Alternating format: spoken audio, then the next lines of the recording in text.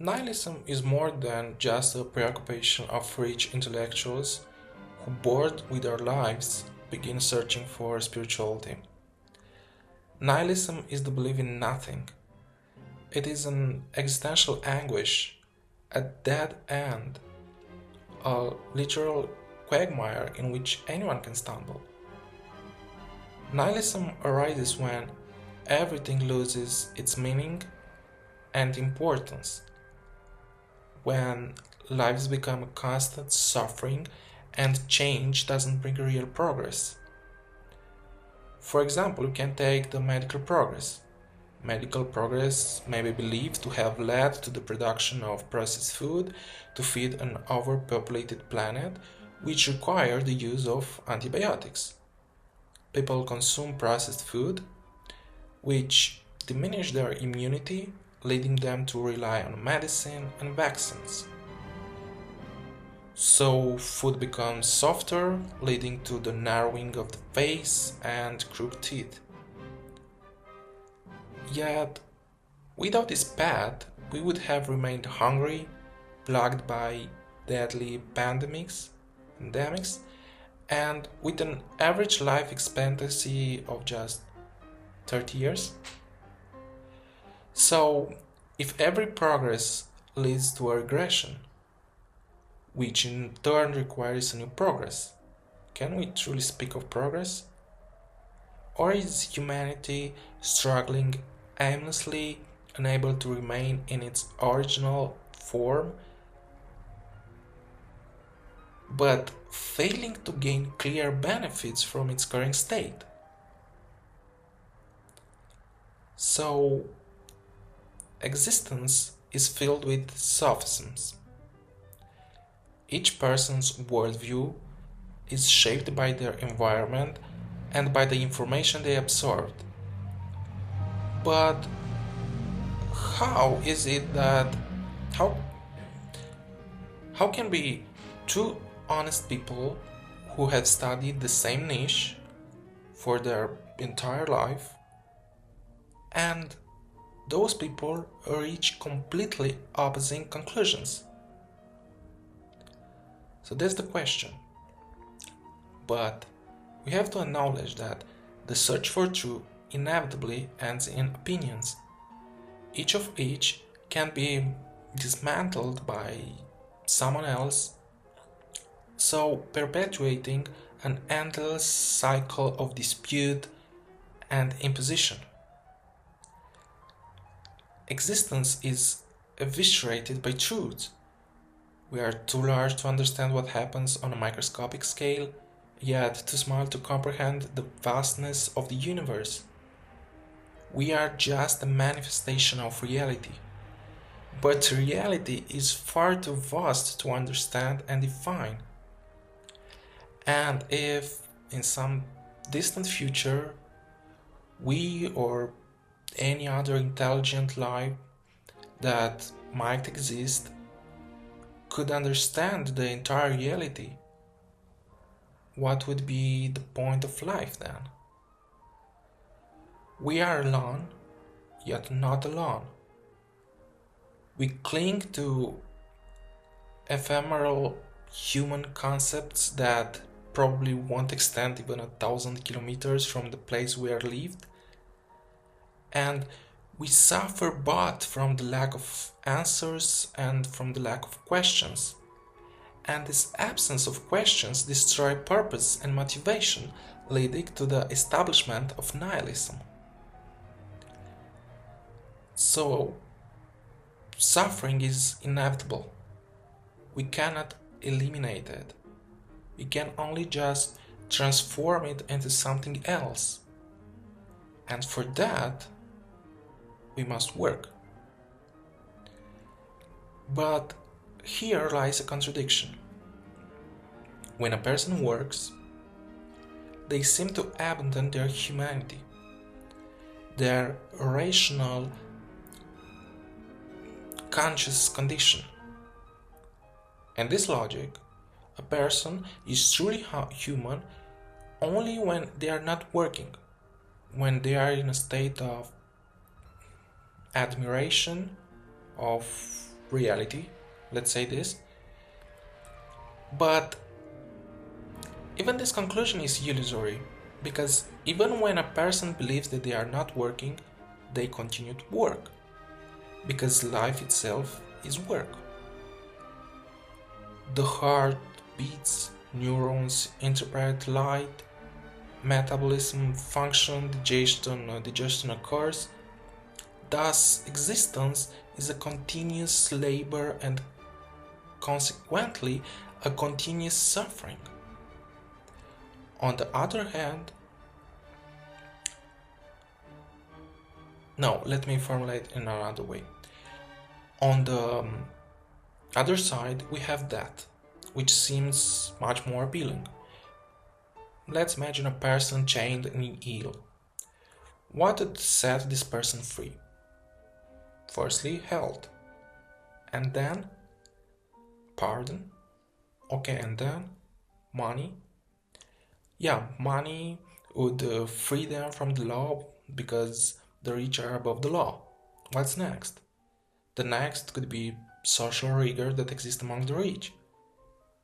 And after this, we see that the person remains dependent of bodily needs, eating, sleeping, drinking, breathing. Okay, let's free them from this as well. What's next? The person will remain a prisoner of their own thoughts, beliefs, and feelings. But let's remove those two. So we achieve a transcendental consciousness, empty inside, separated from the nothingness outside by a barrier. If we remove that last barrier, we uncover the absolute, the absence of any barrier, which is death. So that is absolute freedom.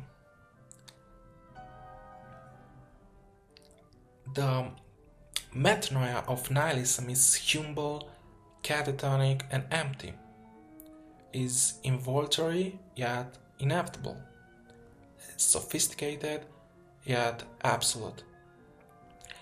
The cost of the ticket to the abyss is a certain hyperlucidity, a paroxysmical, hyper-excitable awareness directed at the nature of the existence. Is it a trip as inevitable as that for the honest person, who the further they descend, the more they become contorted, and the deeper nihilism creeps to their bones and to their molecules, the cold it gets. And they are not chilled by the cold, and neither by the heat. At the bottom of the abyss there is nothing, and this neither cools nor consumes them. There is nothing. Dichotomies disappear, beauty is no longer beautiful, it is, yet it is not, and if it is, so what? The nothingness settling, the nihilistic emptiness, but not the nirvanic one, the nihilist one. On one side, presses on you because you have no answers, and on the other side, because you no longer have questions. Doesn't it touch you like the second one does, like the nirvanic one? It doesn't pull you entirely out of the race of the spinning wheel. Rather, it takes you out just enough to place you beneath the weight of the wheel, so that with all its weight it breaks every fragment of you already shattered. However, if we wish to address the essence of the problem, removing as much as possible of the sophisticated waste of human nature, identifying the main reason why it becomes so terrifying, sinister, and atrocious, we must say as clearly as possible that the metanoia of nihilism is so dreadful, sinister, and atrocious because more than a creator of incro- incomprehensible and insurmountable agony is simultaneously becomes a destroyer of the will to live. So, a killer of the desire to sigh, to cry, and to scream from the depths of one's being and soul in pain. So, the nihilists realize that you don't belong to yourself. You are the result of your environment, of psychological process, the result of your genetics. Your true is nothing but the moment when you stop searching, drain of energy, knowing that it's not the true, yet unable to continue to quest, already understanding before you even begin again that everything boils down to opinions and beliefs. And true is just an illusion. This realization paralyzes you. You are no longer interested in rewards, neither material nor spiritual ones. You are no longer interested in those comforting lies. What matters to you is the truth. But you know that the truth is nothing more than a mirage. You can no longer enjoy life when you realize that your house is not the center of the universe, but just a dot on an endless canvas. You can't savor the present because you feel betrayed by your senses, which end up being nothing more than imaginary illusions created by your mind. And if everything is just an illusion of our brain, a hallucination, where joy no longer comes from a meal, from smelling a flower, from listening a song, or being around a person, then who can say that one person's hallucinations make them crazy, yet another's make them successful? I believe that life in any form ends up being one big hallucination, with others putting a lid on it, where nothing remains, not even the lid or those who place it. And I think that nihilism steals your attention, clouds your focus on things that, if we call them insignificant, we wouldn't be wrong. Nihilism makes you lazy, yet paradoxically a perfectionist. And this is the most unfortunate combination. You are hollow and inconsistent. You become a coward, more antisocial than misanthropic.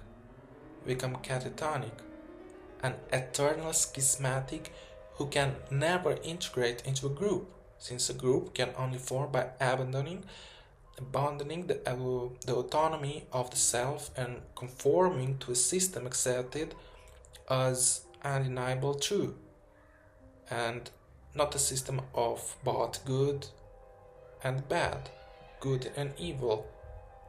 It's not like this, it's only good. After all, a wolf doesn't fight another wolf. So that is the in this way. And you become a xenophobe of ideas, eaten up by thoughts born from the surrounding reality. You are solitary but lonely because often you feel the need for someone's presence that you don't have. you become disorientated. Sorry.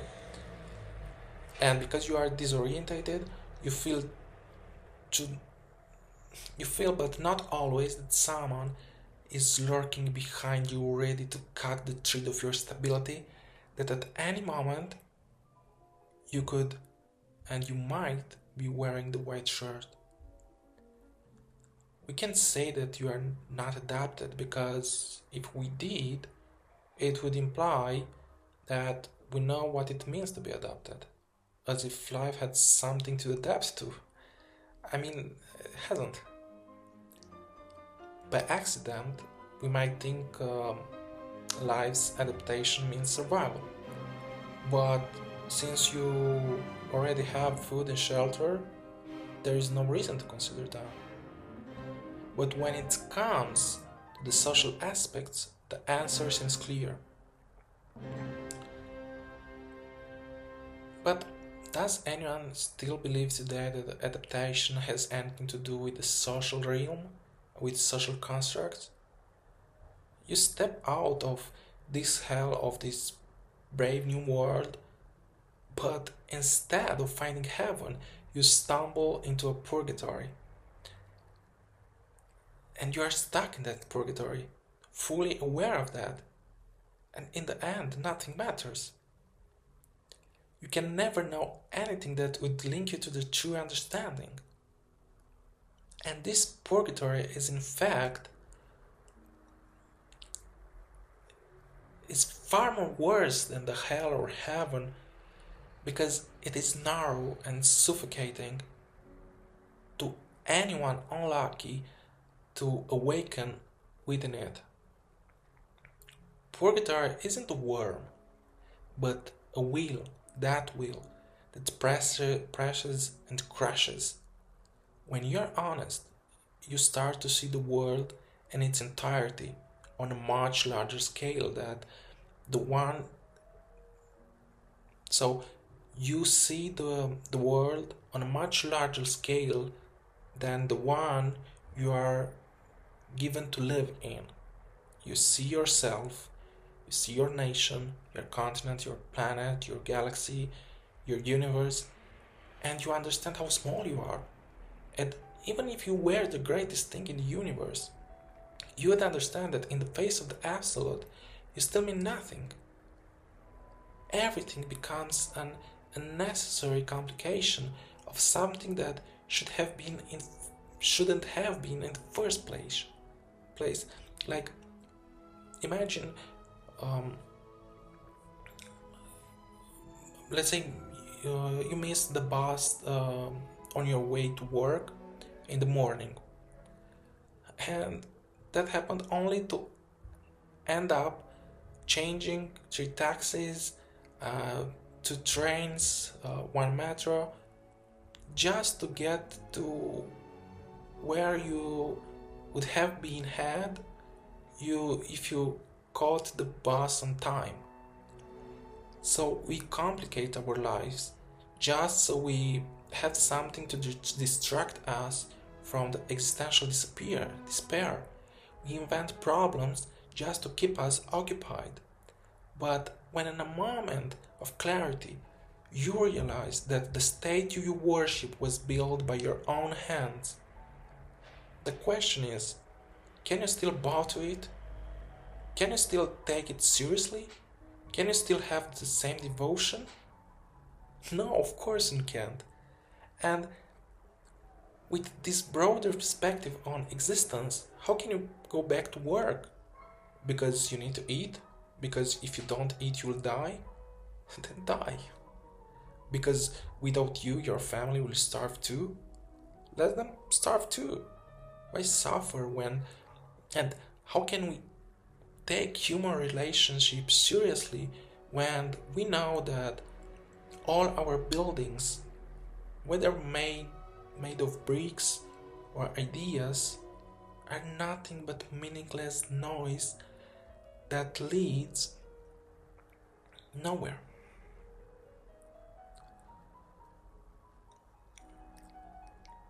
Everything is just false gods that demand to be worshipped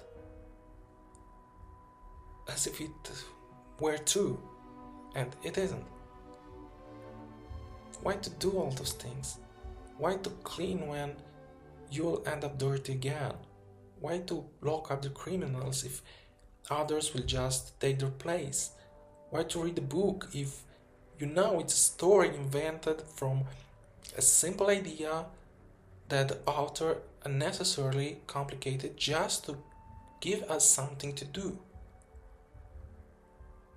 But the question is, why do we need to do something? What do we need to do anything? Why do we need to exist? Why don't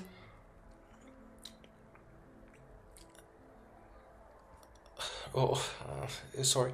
So I think you don't need a profound innate understanding of reality. You just need to be crazy enough to try to attain it. So you don't need to be a genius to realize the alienation of life that is forced upon you. But many of the alienated choose to drown themselves in ignorance, and ignorance saves them. Ignorance it's like a kind of protective layer. Let's call it a dead skin. And this dead skin is necessary, because without it, you would feel even the pain of a breeze of air.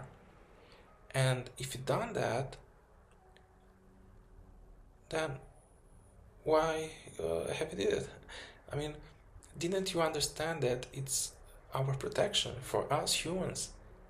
This skin helps each of us, no matter who or what we are.